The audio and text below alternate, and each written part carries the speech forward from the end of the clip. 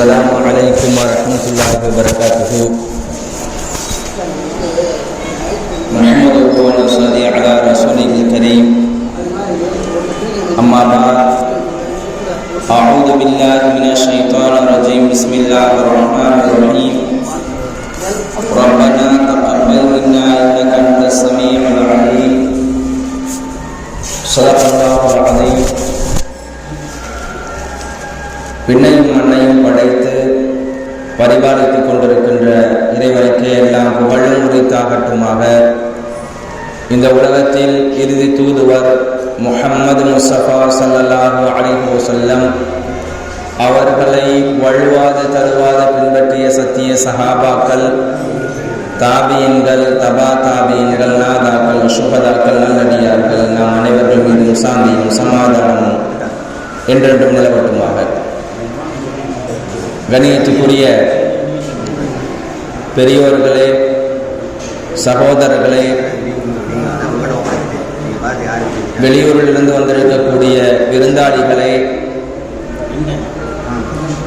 ஒற்றுமை உதவிகரங்கள் என்று சொல்லக்கூடிய மதுரை மாவட்டம் மேலூர் வட்டம் கொட்டாம்பட்டி அருகில் இருக்கக்கூடிய பள்ளப்பட்டி கிராமத்தில் சுமார் 3 ஆண்டு காலங்களாக சுன்னத் ஹத்னா என்ற மார்க்க கடமைகளை நிறைவேற்றி வருகிறீர்கள். கடந்த 2 வருட காலங்கள் சிறப்பாக முடித்து 3வது வருட காலங்கள் நீங்கள் அடியெடுத்து வைத்திருக்கிறீர்கள். எனக்கு ரொம்ப சந்தோஷம்.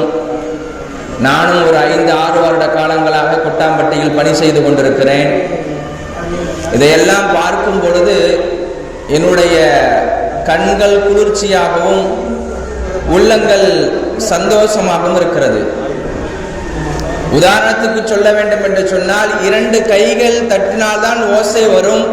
ஜமாத்தார்களும் இளைஞர்களும் ஒன்று சேர்ந்தால்தான் இந்த சேவையை சிறப்பாக செய்ய முடியும். 2 கைகளும் கரங்களும் ஒன்று சேரவில்லை என்றால் கை தட்டுதல் இருக்கிறதே, சத்தம் கேட்காது. ஆனால் ஜமாத்தார்களும் இளைஞர்களும் ஒன்று சேரவில்லை என்று சொன்னால், ஒற்றுமை என்று சொல்லக்கூடிய கரங்களை இந்த சேவைகளை செய்ய முடியாது. கண்ணியத்து குறித்தானவர்களே, இந்த சேவையை கியாமத்து நாள் வரையும் செய்யக்கூடிய பாக்கியத்தை உங்களுக்கு அல்லாஹ் கொடுப்பானாக. மற்ற மக்களுக்கு அதிகமான சேவைகளை அல்லாஹ் நீங்க செய்வதற்கு அல்லாஹ் உங்களுக்கு நசீபை ஏற்படுத்துவானாக. இந்த சேவையின் மூலமாக உங்களுக்கு மன தூய்மை ஏற்படுத்துவானாக. இந்த சேவையின் மூலமாக உங்களுக்கு சுவனத்தில் இடம் அளிப்பானாக. கண்ணியத்து குறித்தானவர்களே, நான் இந்த மாதிரி சேவைகள் செய்வதன் மூலமாக அதிகமாக மகிழ்ச்சி அடைவது உண்டு. எப்பவுமே எங்கும் பார்த்தாலும் சரி, எனக்கு சந்தோஷம் ஏற்படுவது உண்டு. நான் என்னுடைய செய்திக்கு வருகிறேன். நம்முடைய மார்க்கம் இருக்கிறதே ஒரு புனிதமான மார்க்கம். இந்த மார்க்கத்திற்காக வேண்டி நபிமார்களை இறைவன் தேர்ந்தெடுக்கிறான். ஷபாப், வாலிப காலத்தில். இப்னு அப்பாஸ் ரலியல்லாஹு அன்ஹுமா அவர்கள் அறிவிக்கிறார்கள், மா அர்ஸலல்லாஹு நபியன் இல்லா ஷபாபா. அல்லாஹ் நபிமார்களை வாலிப பருவத்தில் அனுப்பி வைத்தான். வாலிப பருவத்தில் அனுப்பி வைத்ததின் காரணமாக தான் பல நபர்கள் மார்க்கத்துக்குள்ளே வந்தார்கள். நூஹ் அலைஹிஸ்ஸலாம் முதலாக ஷரியத்து கொடுக்கப்பட்ட மாமனிதர். அந்த மனிதருக்கு அல்லாஹ் வாலிபத்தை கொடுக்கிறான். வாலிப காலத்திலே நபியாக ரசூலாக தேர்ந்தெடுத்து அனுப்புகிறான். 950 வருட காலங்கள் தன்னுடைய மார்க்கத்தின் பக்கமாக அழைக்கிறார்கள். 80 நபர்கள் மார்க்கத்தை ஏற்றுக்கொள்கிறார்கள் என்பதாக இப்னு அப்பாஸ் ரலியல்லாஹு அன்ஹுமா அவர்கள் அறிவிக்கிறார்கள். நீங்கள் வரலாறுகளை புரட்டி பார்க்கலாம். சஹாபாக்களாக இருக்கட்டும், நபிமார்களாக இருக்கட்டும், எல்லாம் வாலிபத்தை அல்லாஹ் கொடுத்தான். வாலிப காலத்திலே சேவை செய்தார்கள். கண்ணியத்து குறித்தானவர்களே, வாலிப பருவத்துக்கென்று சில அம்சங்கள் இருக்கிறது. வாலிப பருவம் இருக்கிறதே ஒரு பலமுள்ள பருவம், ஒரு குவத்தானது. 2வது வாழ்க்கையே சிறப்பாக காலகட்டம். ஒரு வாலிப பருவம் இருக்கிறதே ஒரு சிறப்பான காலகட்டம். வாழ்க்கை இருக்கிறதே, வாலிப பருவம் எப்பொழுது ஆரம்பிக்கிறது என்று சொன்னால், 15 வயதிலே வாலிப பருவம் ஆரம்பித்து 40 வயது வரை செல்கிறது. வாலிப பருவத்துக்கென்று அதிகமான வயதுகள் 15 வயதில் ஆரம்பிக்கப்பட்டு 40 வயது வரை செல்கிறது. ஐந்தாவதாக இருக்கிறதே சமுதாய பணிகளுக்கு தூணாக இருக்கக்கூடியது வாலிப பருவம் தான். வாலிப பருவம் இருக்கிறது, இந்த சேவைகள் செய்வது ஒரு தூணாக இருக்கிறது என்பதாக வரலாறுகளை பதிவு செய்யப்படுகிறது. கண்ணியத்து குறித்தானவர்களே, நபி அவர்கள் இருக்கட்டும் வாலிப பருவத்தை பாராட்டுவார்களாம். யாராவது ஒரு செயலை செய்தார்கள் என்றால் சஹாபாக்களை அழைத்து அவர்களை பாராட்டக்கூடிய பண்புகளும் இருக்கிறது. நாமும் பாராட்ட தகுதி பெற்றவர்களாகவும் இருக்கிறோம். முதலாவதாக இருக்கிறதே வாலிப பருவத்தில் மார்க்க சட்ட திட்டங்களை சொல்லிக் கொடுக்கணும். இரண்டாவது அவருக்கு ஈமானுடைய ஆன்மீகத்தை கற்றுக் கொடுக்கணும். மூன்றாவது நல்ல ஒழுக்கங்களை கற்றுக் கொடுக்கணும். ஒரு மனிதனிடத்தில் ஈமான் இருக்கிறதே, நம்பிக்கை இருக்கிறதே, இறைவன் ஒருவன் என்ற நம்பிக்கை உள்ளத்தில் வந்துவிட்டால் அவன் மூன்றாவதாக நல்ல ஒழுக்கம் உள்ளவனாக வாழ்வான். நான்காவதாக இருக்கிறதை இளைஞர்களா அரவணைக்கணும். அவர் செய்யக்கூடிய பண்புகளை சந்தோஷப்படுத்தணும், கண்டுகொள்ளாமல் விட்டுறக்கூடாது, அவரை பாராட்டணும்.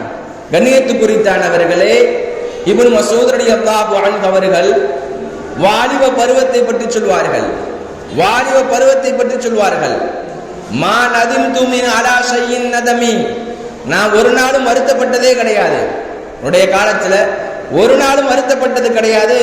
அலா யௌமின் கரபத் ஷம்சுஹு நகஸ ஃபீஹி அஜலி, என்னுடைய ஒரு காலம் ஒரு நாள் இருக்கிறது, அது கடந்து போனுச்சு என்று சொன்னால் அதை நான் ஒரு நாளும் வருத்தப்பட்டது கிடையாது.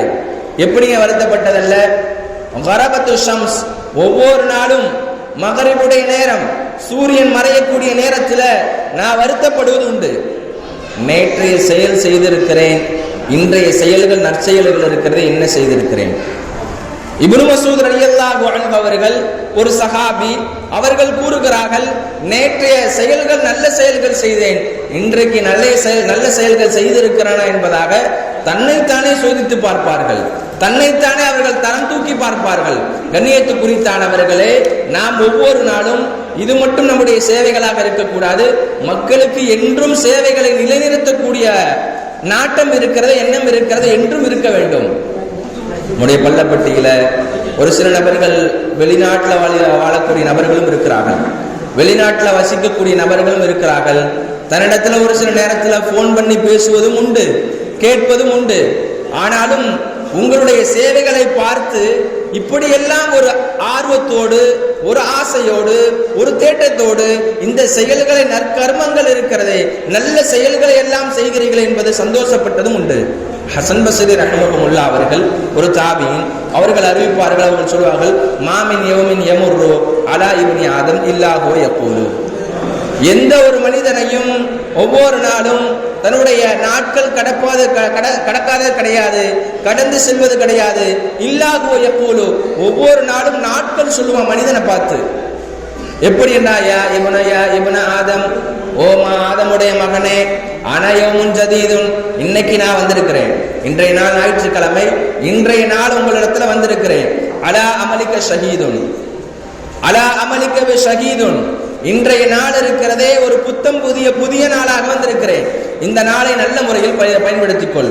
வைதா தகபத்து அன்கலம் யர்ஜி இலைக்க அபதா இலைக்க, நான் இன்றைய நாள் சென்று விட்டேன் என்று சொன்னால் நாளைக்கு நான் என்ன செய்ய மாட்டேன், மறுபடியும் திரும்பி வரப்போவது கிடையாது. ஒவ்வொரு நாளும் ஒவ்வொரு மனிதனுக்கும் கொடுக்கப்பட்ட ஒரு பொன்னான ஒரு முத்தான நேரம். இந்த நேரத்தை சரிவர நிறைவேற்ற வேண்டும்.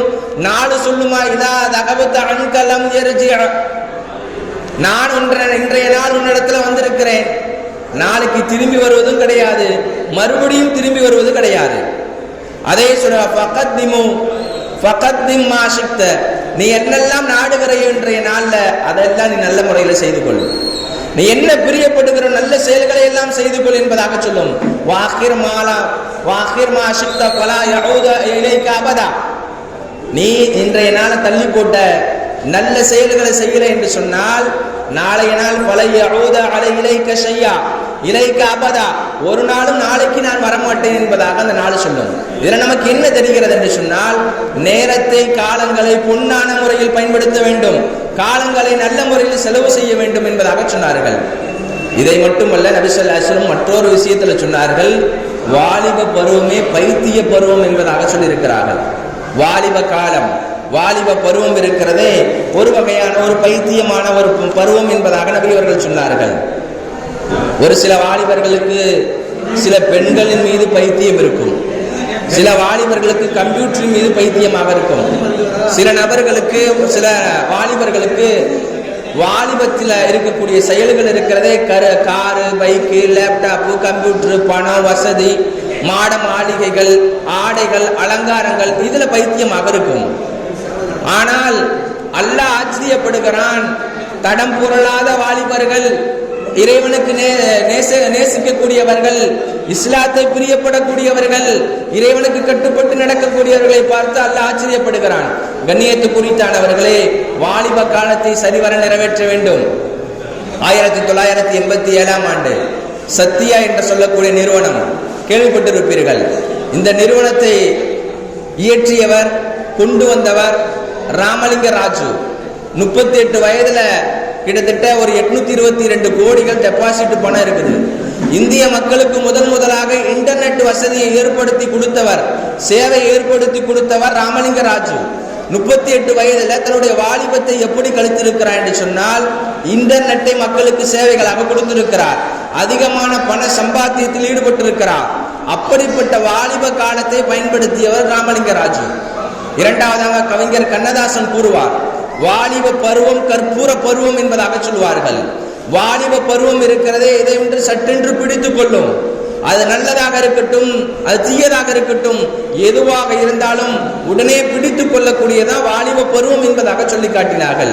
கண்ணியத்து குறித்தானவர்களே, நபி இப்ராஹிம் அலைஹிஸ்ஸலாம் அவர்கள் காபத்துல்லாவை கட்டிய பிறகு இறைவனிடத்தில் துவா செய்தார்கள், ரப்பனா தக்கப்பல் மின்னா இன்னக அன்தஸ் ஸமீஉல் அலீம். யா அல்லாஹ், நாங்கள் இந்த பணியை, இந்த வேலையை நாங்கள் செய்திருக்கிறோம், எங்களுடைய பணியை ஏற்றுக்கொள்வாயாக. நாம் இந்த சேவை ஒற்றுமை என்று சொல்லக்கூடிய உதவிகரத்தை செய்கிறோம், கத்னா சுன்னத்து கல்யாணம், மார்க்க கல்யாணம் செய்கிறோம்.